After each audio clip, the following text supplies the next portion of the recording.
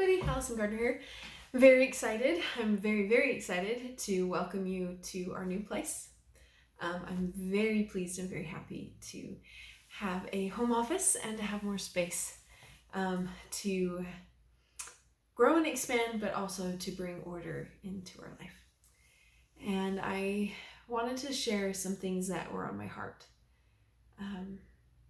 today and the things that have been on my mind. There are two things, so one will end up in this video, the other will end up in the other video. The first one though is, what do you do when you're not okay?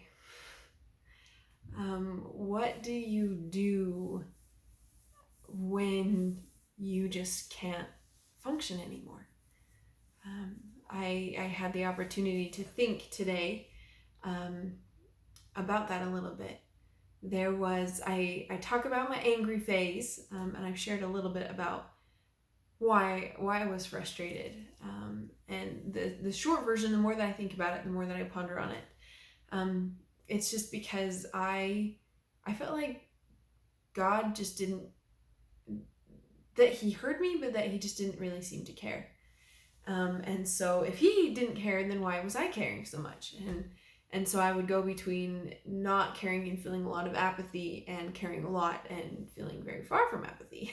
And so I faced that a lot, tried to come to terms with that a lot. And well, that's only later. At the time, I was literally just surviving. I wasn't getting any sleep, and it wasn't that I was being useful. I mean, it wasn't that I wasn't not being useful. Anyway, what I'm trying to say is I wasn't anxiously engaged in things. I wasn't folding laundry. I wasn't cleaning house. I was sitting on the couch trying to lose myself in something else. The books were usually my biggest thing. And I would just read. And it didn't matter how much angst or teenage angst or drama or things are happening in those books, because better their life than what I was facing in mine. Better what they were going through and getting lost in their world than what I was feeling in mine. And it wasn't even necessarily triggered by a big moment, though there had been some of those, but just by this overall feeling that my life was not going the way that I expected it or that I thought that it would be. My life didn't, I felt trapped in it. My spouse was wonderful, but at times, I mean, we weren't really talking. And even if we did say something, we weren't connected. And so I was at a job where I felt like they didn't really know what to do with me or how to utilize me.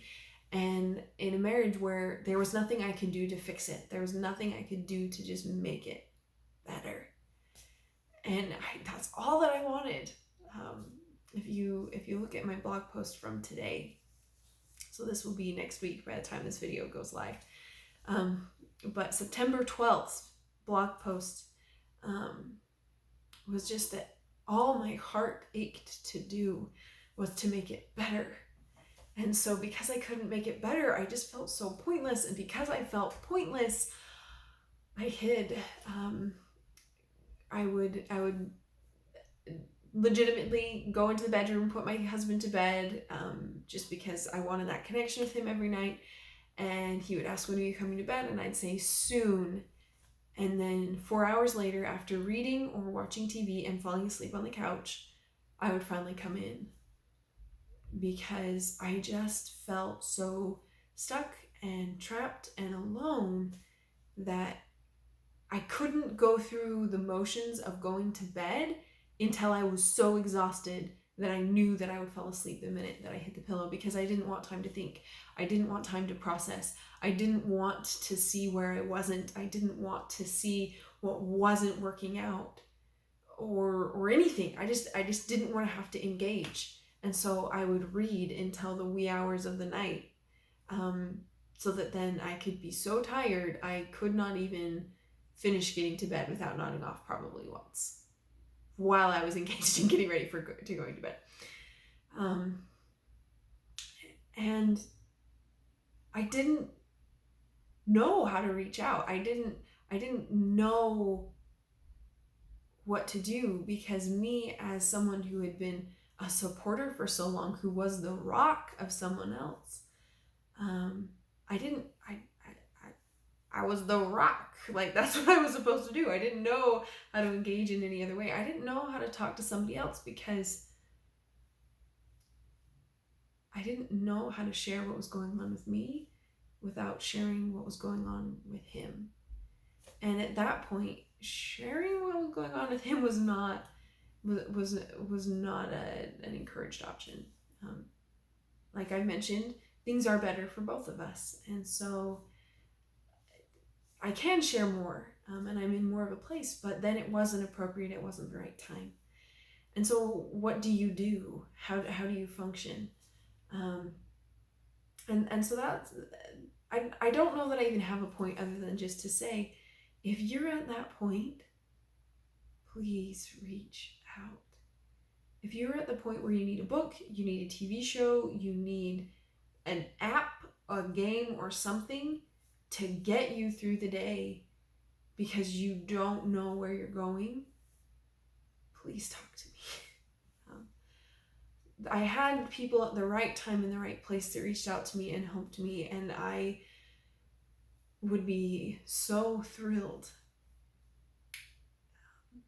if I can be that person for you, because it can be such a lonely road, and hard to reach out if there is someone that you don't know if they understand, because it doesn't make sense to me, even now talking about it, it doesn't make sense to me to explain it, to verbalize it. In my heart, I feel it. And so I would love to be there. If you're in that place where you just need to share from the heart, I am here for you. There is a link down below to schedule a call, just so that I can arrange my schedule so I can be fully present with you, and to share whatever you need to share. Maybe it's anger, maybe it's resentment, maybe you feel weird because you're not feeling anything.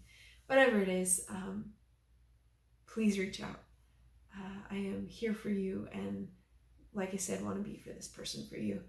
And keep coming back, and we will keep going on this journey of discovery and learning and experiencing together. Bye, guys.